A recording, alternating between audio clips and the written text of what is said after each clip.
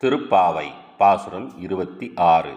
மாலே மணிவண்ணா மார்கழி நீராடுவான் மேலையார் செய்வனகள் வேண்டுவன கேட்டியேல் ஞாலத்தை எல்லாம் நடுங்க முரல்வன பாலன்ன வண்ணத்து உன் பாஞ்ச சன்னியமே போல்வன சங்கங்கள் போய்ப்பாடு உடையனவே சாலப் பெரும்பறையே பல்லாண்டு இசைப்பாரே கோல விளக்கே கொடியே விதானமே ஆளின் இலையாய் அருளேலோர் எம்பாவாய்.